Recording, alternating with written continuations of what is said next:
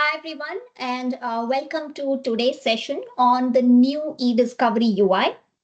What a perfect timing for this webinar because the new eDiscovery UI is now generally available in both commercial as well as government community cloud tenants. If you're still using the classic eDiscovery UI, we highly recommend that you start planning the transition to the new eDiscovery UI and start using it going forward. Also, please note that the classic eDiscovery UI will be retired after August 2025 and it won't be available as an option in the Microsoft Purview portal after its retirement. Now, before showing you the new eDiscovery UI, I wanted to highlight some use cases on how state and local government customers are using Purview eDiscovery. The primary use case of Purview eDiscovery in SLG is to collect relevant information for responding to Freedom of Information Act requests or public records requests. Citizens submit these public records requests, which are then managed by the public records team or the legal teams. The search queries are typically sent to the IT team, which is responsible for running the queries and then searching and exporting large volumes of data. With Purview eDiscovery Premium, the IT teams and the public records teams can collaborate effectively to search and review the content within the eDiscovery case. They can then export only the relevant content, which reduces the data security risks and also saves time. Then Purview eDiscovery is also useful for legal teams or attorney general teams who often handle complex litigations or legal investigation cases, which require searching and placing large volumes of data on legal hold. Then HR teams or other compliance teams can also use eDiscovery for any internal investigation, let's say code of conduct violation or other HR inquiries. Then finally, security operations team can also use eDiscovery for security investigations or forensic investigation.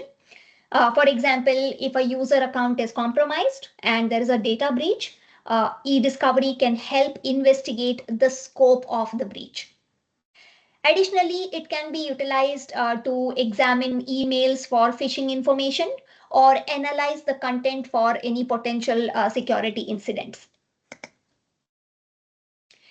Now, many of you here are probably already using our eDiscovery solutions like eDiscovery Standard or eDiscovery Premium. Now, based on customer feedback, we have added several enhancements in the new eDiscovery interface. Let's see how the new UI compares to the classic experience. The new eDiscovery platform offers a seamless, consistent, and easy to use experience across different licensing models. So whether you're using eDiscovery Standard or Premium license, you can follow a similar process to create cases, to perform the searches, apply holds, as well as export the data. This unified workflow will simplify the training and education for organizations that want to upgrade from eDiscovery Standard to eDiscovery Premium features. Then our customers also wanted to easily identify the data that are associated with the users. So the new user interface now includes enhanced data source management features, which allow for the discovery of users' mailboxes, OneDrive for business sites, then teams owned by users, and also teams in which users are members.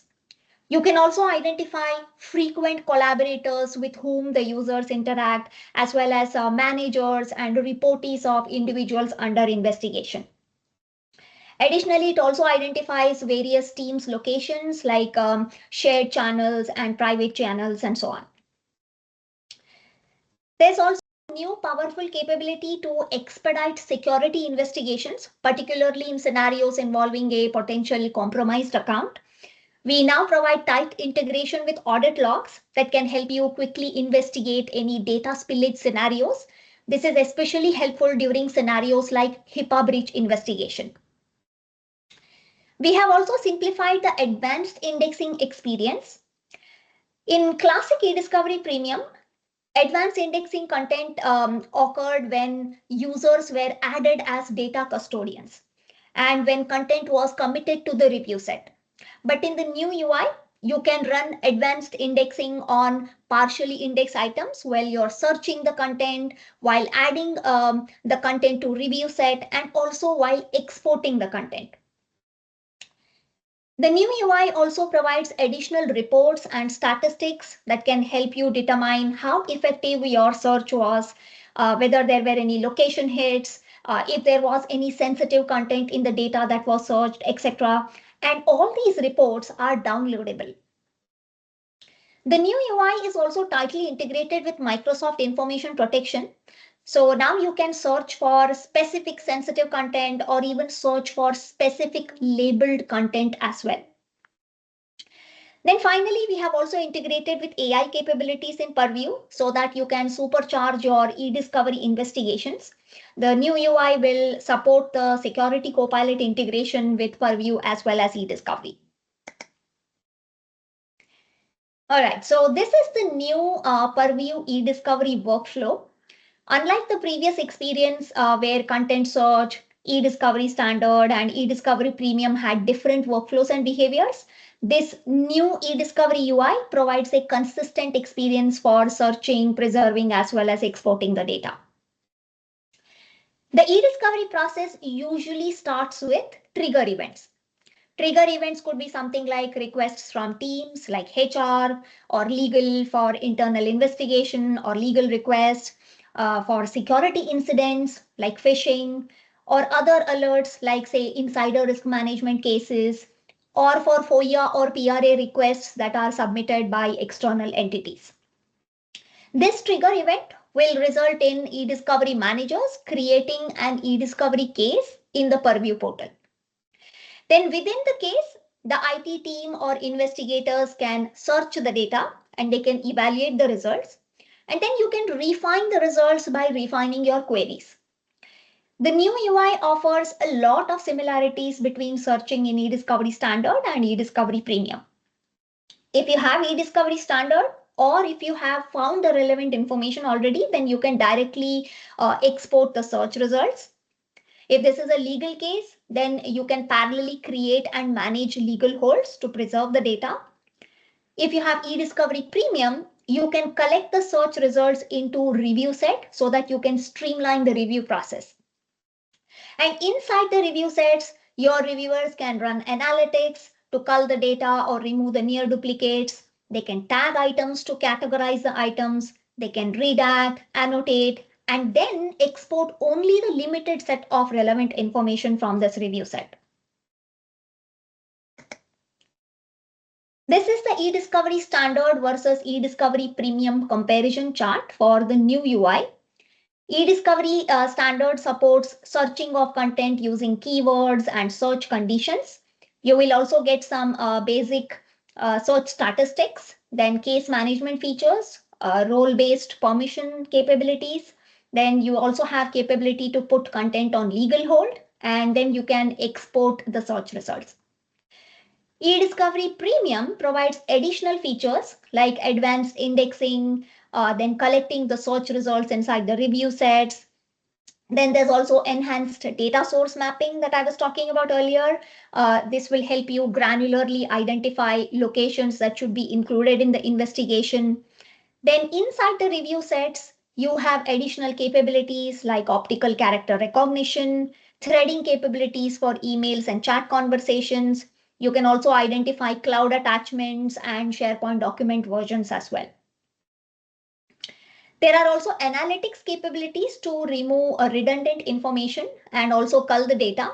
And then there are additional search statistics and reports that are available.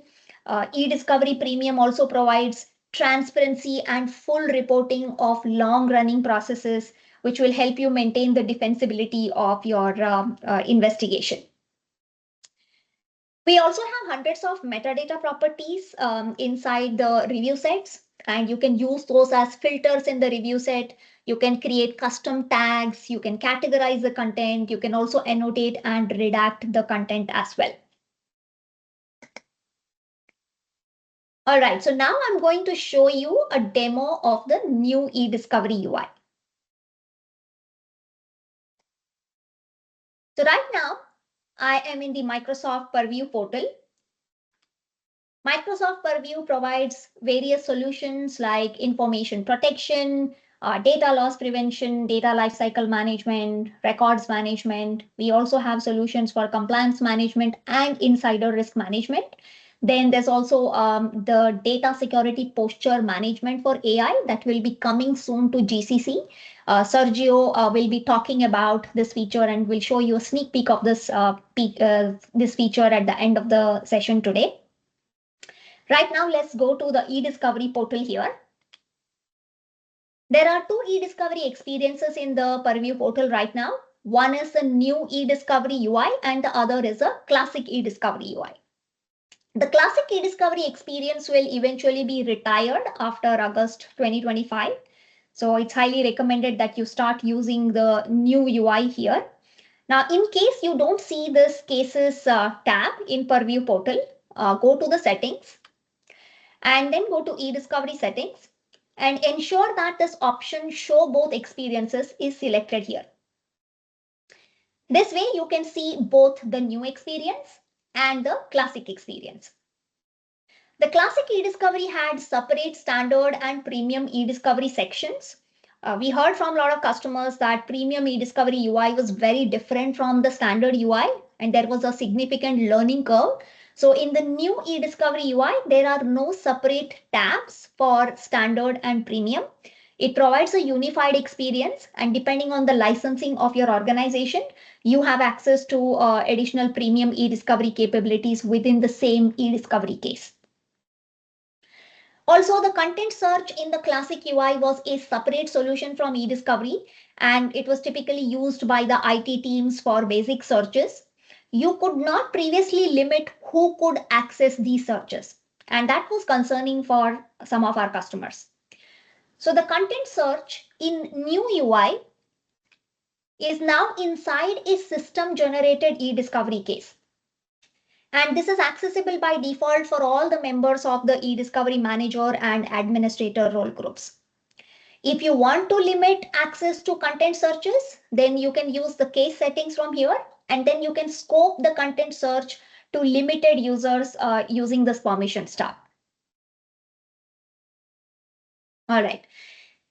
Let's now take a look at the new eDiscovery UI, which has significant improvements over the classic UI. So I am under the cases tab and I can see all the eDiscovery cases from here. Anything that you have previously created in classic UI is available here. No need for any migration as such. Let's get started with creating a new case.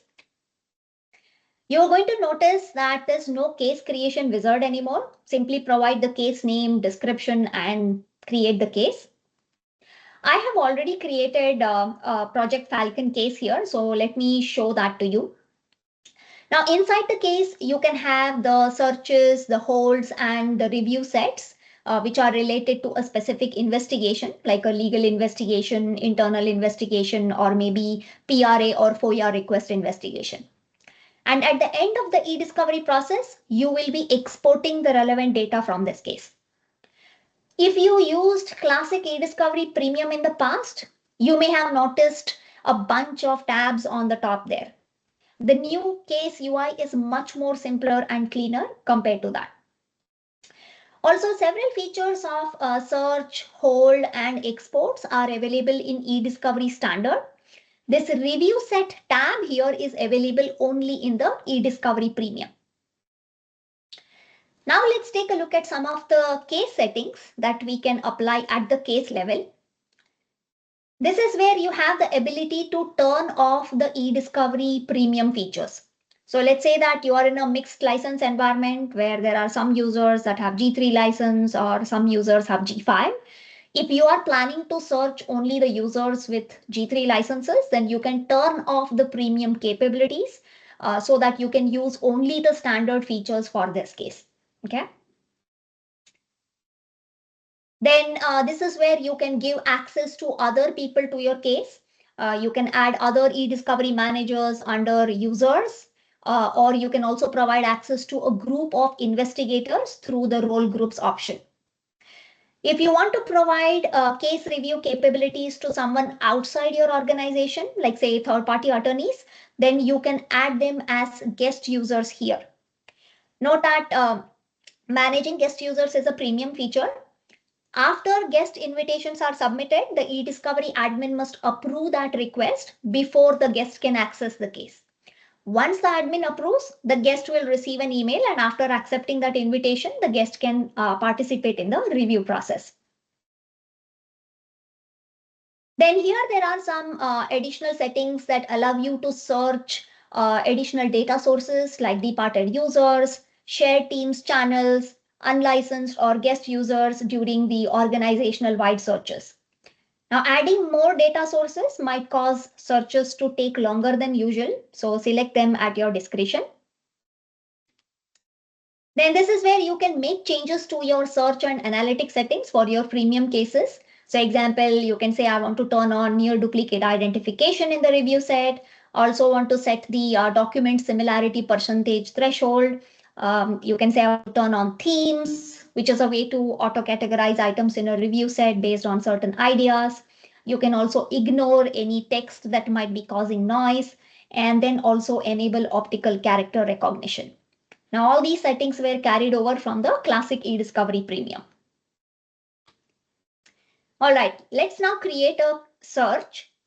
Again, you will notice there are no more wizards. Quickly give a search name, search description, and create. Now, I have already created some searches here, so let me show you how that looks like. We have streamlined the search UI to simplify searching data in various sources. And this is a wizard-free experience so that it minimizes the number of clicks that are required to start your eDiscovery process. We no longer have the concept of custodian or non-custodial data sources. You can simply add the data source that you are searching for in both eDiscovery Standard and eDiscovery Premium. So this is a much more unified and intuitive experience. So let me click here and add a data source to this search. You can either add specific data source locations, or you can do tenant-wide searches to search all the people, groups, and public folders. Let me add the data source here. So again, here I can add specific people and groups from here. So it's going to show me all the different people and groups, and I can pick and choose the people I'm searching or groups I'm searching. I can also filter and look for only people, or I can filter only the groups and then search and add specific teams or M365 groups as a search condition. Notice that I can also exclude inactive mailboxes as well. For this search, I have already added users like Megan Bowen and Joni Sherman, and I have also added a Project Falcon group in my search. Let me manage those data locations and show you how it looks like. Now, after you add the data sources, you will be able to easily manage the locations to search that's associated with this particular user or group. So example here for Megan, it automatically identifies this user's mailbox and OneDrive for Business site. You can deselect the locations that you don't want to search. If I expand the Project Falcon Teams group, you can quickly identify the Teams mailbox or any private or standard or shared channel SharePoint sites that are associated with these teams. Again, deselect the locations if you do not want to search them. But this functionality allows you to granularly select additional locations for your investigation. All right, so let me go to this added data source here. And here you can quickly decide to exclude the user's mailbox or OneDrive for Business site during investigation. Then you can do that easily without having to go through that wizard, right? So just click on these options here and you can disable the locations. You can also identify and add additional people associated with this user for investigation as well. So example, you can see Miriam is Megan's manager, and I can quickly add Miriam for investigation. I can also quickly add Megan's direct reports if she is a manager. We can also see all the users Megan is frequently collaborating with. So these are all the users, and I can again pick and choose. I can select all or specific people that Megan is collaborating with for my investigation. I can also see the groups that Megan owns and also groups that Megan is a member of. Now, this is an extremely beneficial premium feature, and the investigator doesn't have to leave this tool to find all this information. Previously, investigators had to use PowerShell commandlets to identify all this info. Now it is all available out of the box. We also have this sync button, which is a new feature. This checks if any location has changed since you last added them. So let's say I ran my search and I gave the requester the results, and now they came back 3 weeks later and they are saying, hey, can you rerun this with a different query? And what I don't know is that since I created my initial search, there was a private channel that was added to this team. If I now rerun my search, I'm not going to include that new private channel. But if I use the sync button, it's going to check to see if any of these locations have changed since you last added them. It's going to automatically add them to your search. Then there's also this new search box here. I can use this search box to search an already added data source instead of scrolling through a long list of data sources from here. All right, now that we have added our data source, it's time to start building the search query using this condition builder. We have now simplified the condition builder experience also. I can start my search with using the keywords condition. So here, I can enter a keyword, I can hit enter to add multiple keywords if required. I can add additional conditions. We have now grouped the conditions based on mailbox or site properties. So under this all option, I can see all the 28 properties that can be used as search conditions. Then under common, I can see the commonly used 15 properties. Then here I can see the properties that specifically apply for Exchange mailboxes. And then I can also see properties that specifically apply for SharePoint or OneDrive for Business sites. In the new UI, we have also added some new search conditions like sensitive types, sensitivity labels, and identifier. So I'm going to select them here.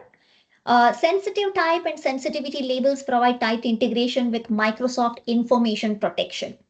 And this identifier property will help investigate any specific items during forensic investigation. So the sensitive type condition is going to help search specific sensitive information in OneDrive for Business or SharePoint sites. I can select the specific sensitive information types and look from here. This dropdown shows a list of more than 300 sensitive information types that you can choose from. So example, I can select US social security number or maybe driver's license numbers, bank account numbers, ITIN numbers, credit card numbers, and so on. Then before the modern UX, it was challenging to search for sensitive information types because you had no control over the confidence levels. In the new UI, you can also set the range and confidence levels for these sensitive information types. That means I can choose the number of SSN numbers I'm searching between 5 to 100 range. So all these additional settings are available here. Then with the sensitivity labels condition, you can find items with specific sensitivity label. So example, content has a highly confidential label or content that does not have a specific label and so on. Then this identifier condition will allow you to quickly identify emails and OneDrive for Business and SharePoint sites. So here you can enter a message ID for mailbox items, or you can enter the path for OneDrive for Business or SharePoint sites. Now this specific condition here can be helpful for data spillage type of incidents or help you with search and delete type of workflows that you might already be doing. So I've added another condition here, which is the type condition. So this will identify the type of content that you want to search. Like, for example, you can say, I want to search only email messages or all instant messages, or maybe I just want to search copilot activity or meeting requests and so on. So that way you can filter out your type options. You can also use the KeyQL option that lets you quickly paste long and complex queries directly into the editor. This will provide autocomplete for properties like date, and it will also show any errors so you can quickly edit it or fix it. So this is a good feature to use. There's also another new feature in the new UI called search by file. For this, let's take a scenario. Okay. Let's say Megan's account has been compromised, and using Purview audit logs, let's say you figured out the activities performed by the attacker during the specific time frame. Now you want to investigate all the content that is accessed by that attacker. You can export the audit activity CSV from the Purview audit log portal, and then you can attach it here, which will help you find all the emails or files that are accessed by that user in that time frame. So it's kind of having that like audit log integration with eDiscovery. And if I click on samples, here you can see the files that were accessed by the attacker. So it looks like the attacker has accessed some sensitive file with SSN number and credit card information. Now, this is extremely helpful for forensic investigation for the SOC teams, especially for understanding if there was any sensitive content in these files and identifying any scope of breach for HIPAA investigation, etc.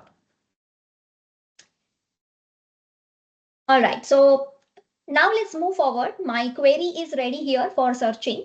And if required, I can save this query as draft, discard it, duplicate it from here. Or if I'm ready to run this query, I can hit on this run query option. So here we have added some new features again. First, you can get some search statistics to understand a summary of collected data estimates. We can include the categories to get a breakdown of people, sensitive types, item types, errors, etc. We also have a new query keywords report to understand the keyword relevance for different parts of your search query. This is a premium feature. Then you can also include statistics for partially indexed items.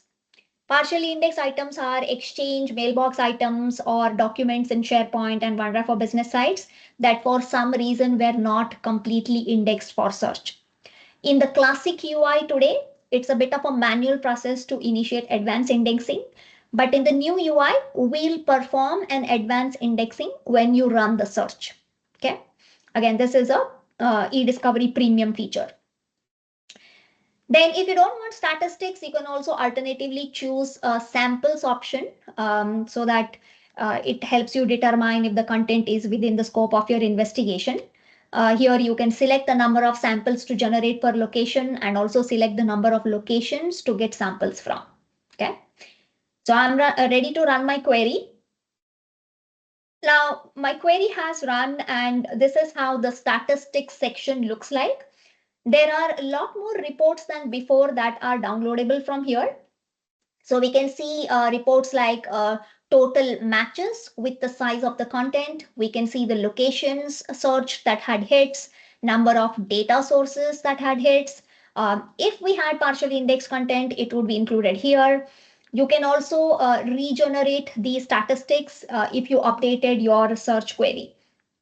Then there are also other reports like top data sources with most search hits, then top sensitive information types that are included in search hits. So example, you can see that my search results contain US driver's license numbers, all medical terms and conditions, and diseases and so on.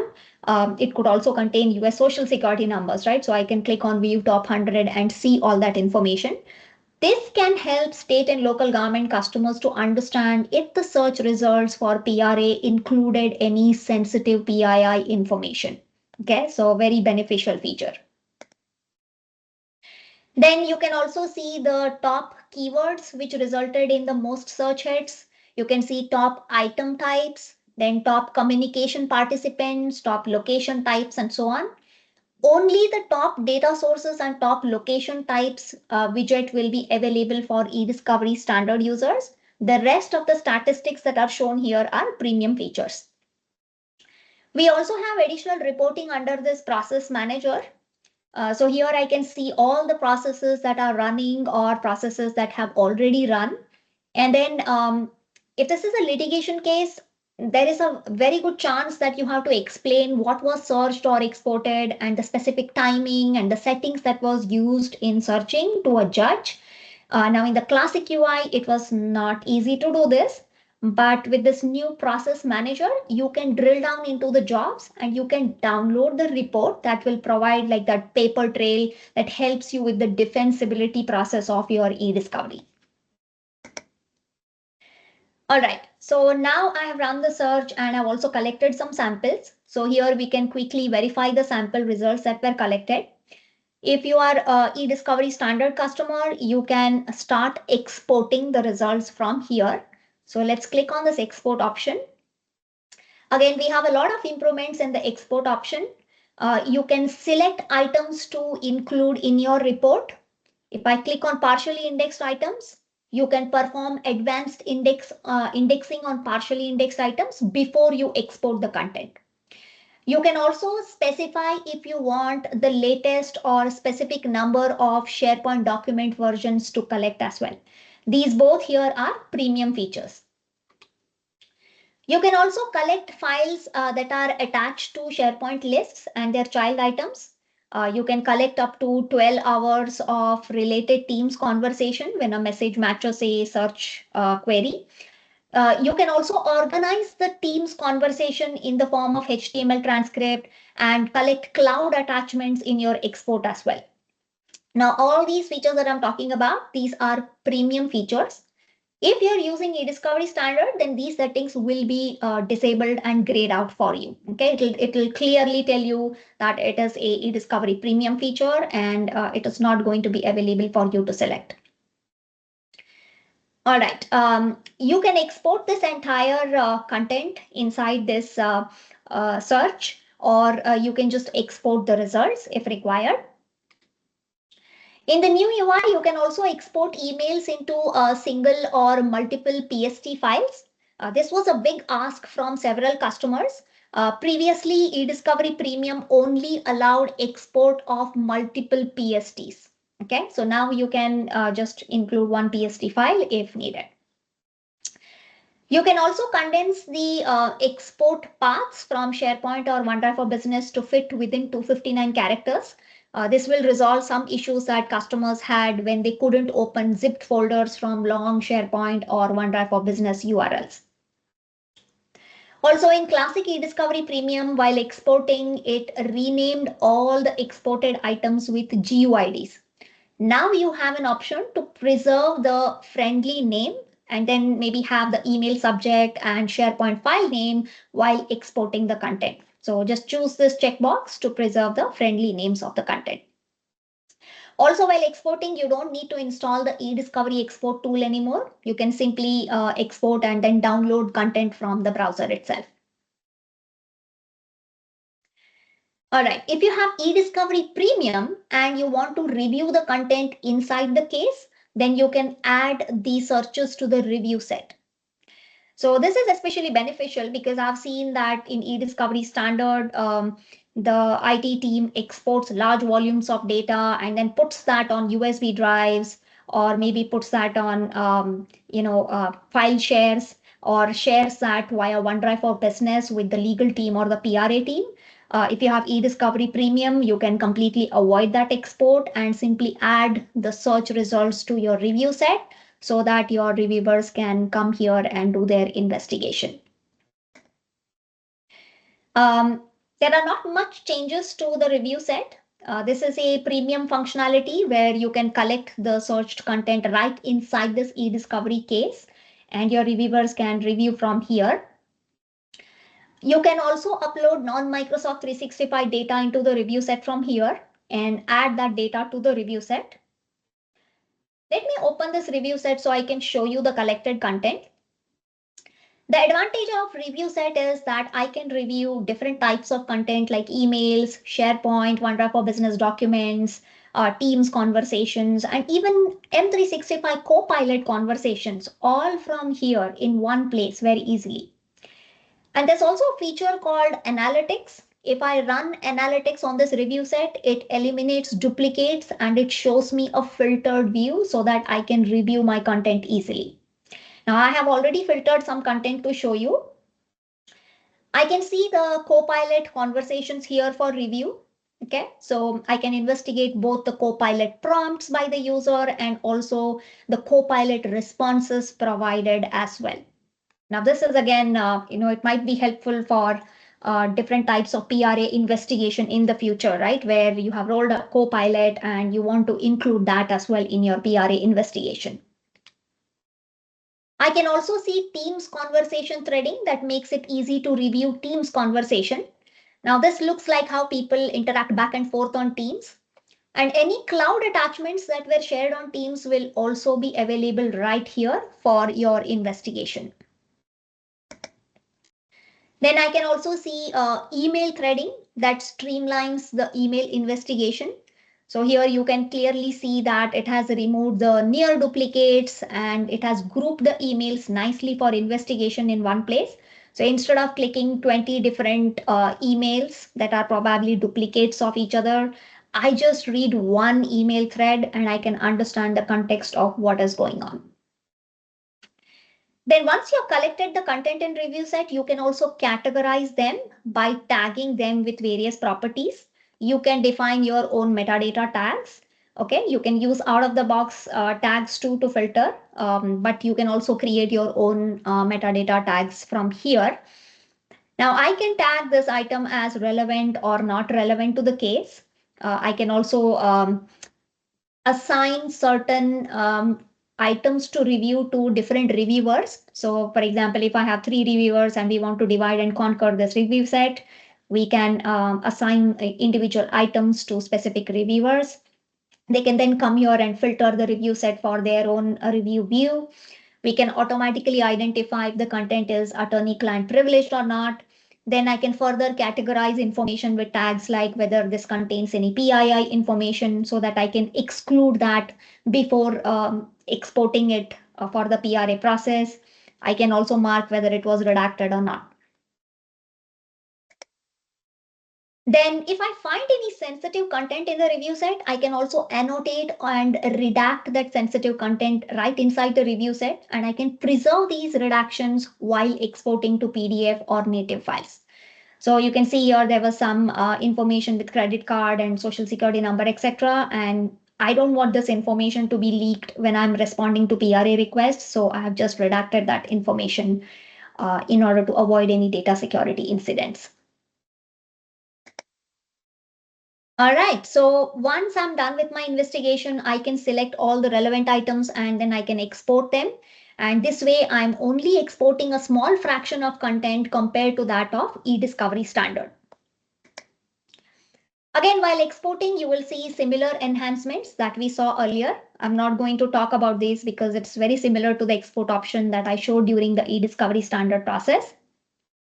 Now let's talk about the hold functionality. So we have made some changes to the hold section. Let me open this hold policy here. Here you can see hold status for each location within the policy. In classic eDiscovery UI, it was difficult to know if hold is successfully deployed or not. So example, if I put a hold on 100 locations and you got error, it was difficult to make out which location gave the error.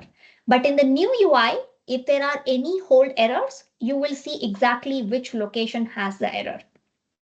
You can also download the hold reports as well from here, and you can also change hold policy actions.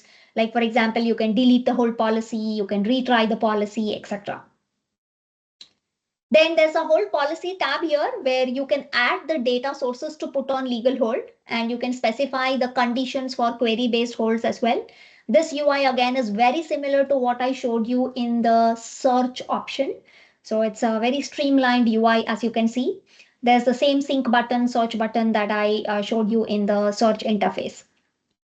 When you're done specifying the data source locations, you can then click on apply hold so that it can start applying the legal holds on these locations. And again, you can check the status of the holds from the details tab. Also soon, GCC tenants will have access to Security Copilot's AI features that are integrated into eDiscovery and Purview. Security Copilot is going to be an add-on for Purview and it will be available to GCC tenants in the future.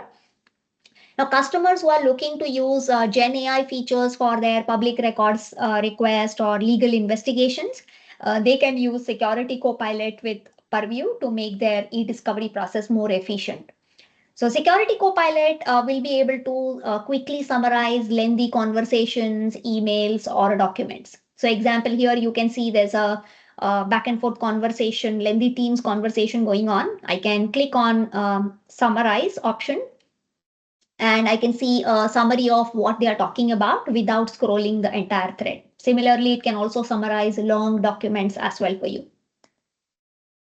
You can also ask Copilot to easily generate complex KQL queries by using natural language prompts. So example, if I want to find documents with specific keywords, documents that should be created during certain time frame, and maybe I also want it to be shared with some individual, etc. Writing this kind of a query manually using condition builder will take time, right? And also if you want to directly write KQL, then you must be proficient with it, especially for searching this kind of queries. But now with Copilot, you can just ask it to generate the KQL and it is going to convert the natural language prompts into the KQL for you.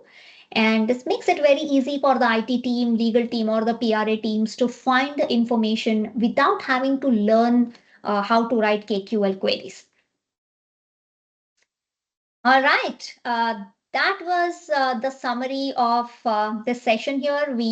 We showed you how the new eDiscovery UI provides a common eDiscovery workflow and UI experience, which not only reduces the time to ramp up to eDiscovery Premium, but it also streamlines the process of responding to PRA requests and also litigation requests.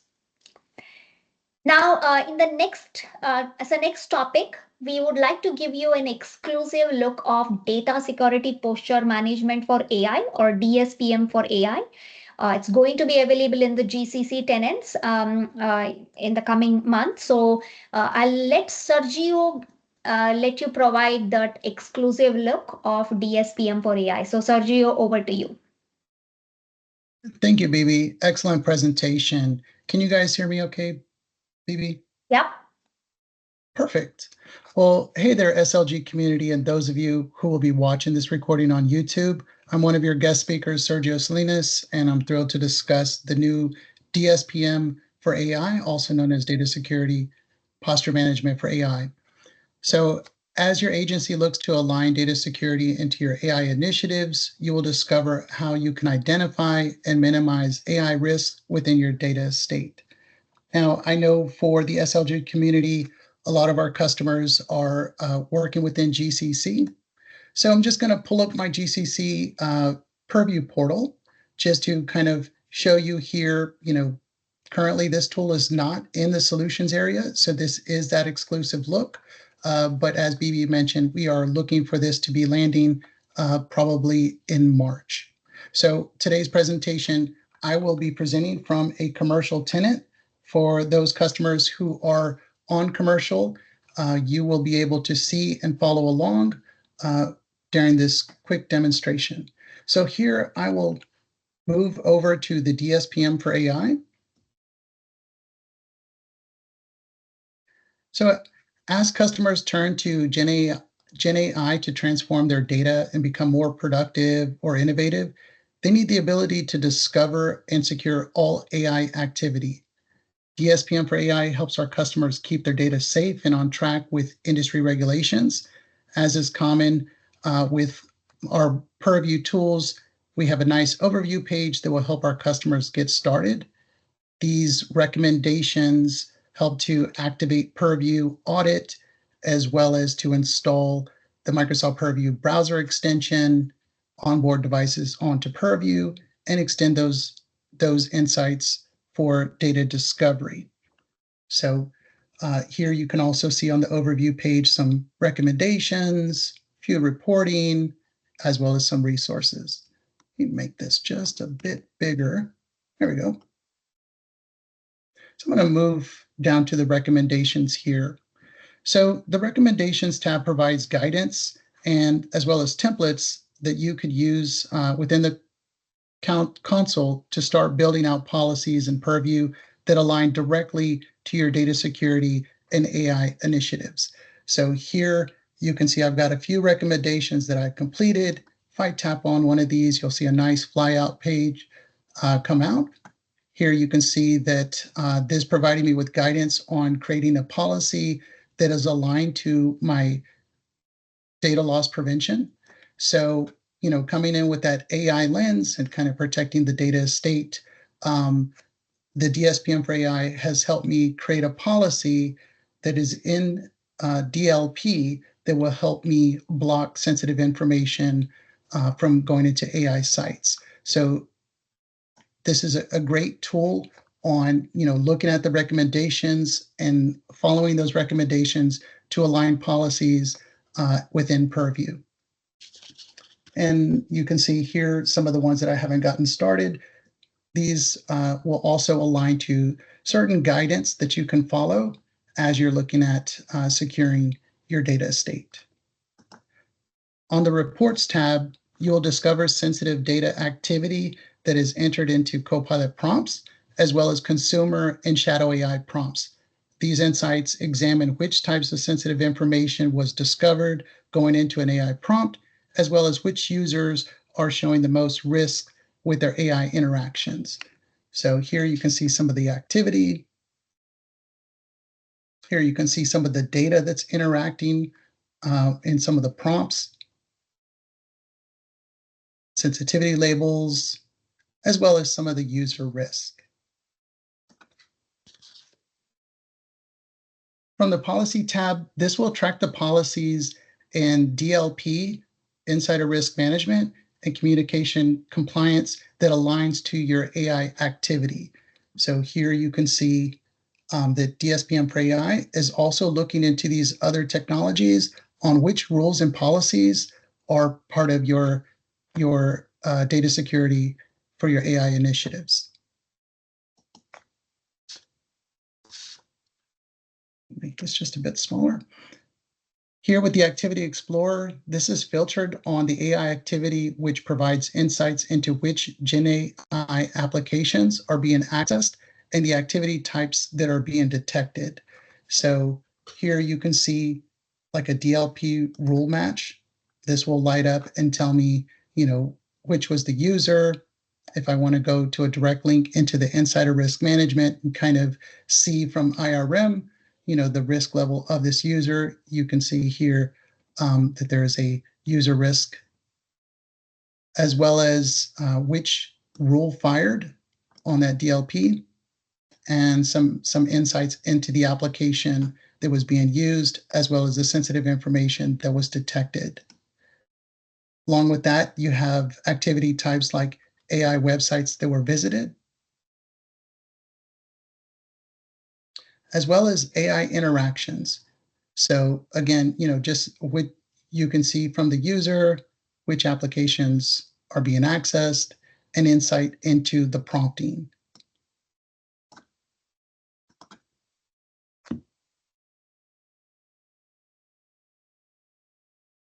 So as agencies begin adopting Copilot for M365, ensuring proper classification and labeling of data in their repositories becomes crucial to prevent the accidental oversharing of sensitive information. To effectively mitigate the risk associated with oversharing, DSPM for AI offers assessments that provides actionable insights, specifically identifying unlabeled files, as well as SharePoint sites that are referenced by Copilot. These insights empower administrators to prioritize critical data risks and to act towards mitigating the potential of oversharing of sensitive information. So here you can create an assessment. These are my weekly assessments that are running across my data estate. Each one of these assessments will have a link. And here you can get an overview of the assessment, sensitivity labels, data with sharing links, if they're shared outside the org or shared with specific people. Here you can see that I do not have anything shared externally. But each one of these assessments will provide a link. Each link within the assessment will provide an overview of the data source, tools that you can use to protect the data source, and activities to monitor it. And that's done with these 3 tabs. So here's our overview. We want to go directly to the site. We want to get some visibility into the sensitive information. If we want to know ways we can start protecting that data, here we can start getting some information on ways we can do that, as well as how we can align that to applying maybe a default sensitivity label, as well as creating auto labels, and so on. And then from the monitoring, having the ability to start a SharePoint site access review. So as mentioned, this was just a quick insight into DSPM for AI. So this certainly will align and help our customers who are looking at their AI initiatives, align it to a data security, give you that visibility to look across the data estate, as well as the tools, the information you need to start protecting your data. So with that, that is all I've got. Thank you, Sergio. Can you move to the next slide? There we go. I appreciate it. Excellent presentation, Sergio and Bibi. Very thankful, very grateful. We do want to provide you with some references that you can use that are very related to the topics for today. First bullet is the eDiscovery roadmap. This is going to show you what's coming for GCC and what's already landed as well. And then if you want to test drive eDiscovery Premium, the new experience, we've included in these resources the interactive guide in that second bullet. And then of course the documentation is included.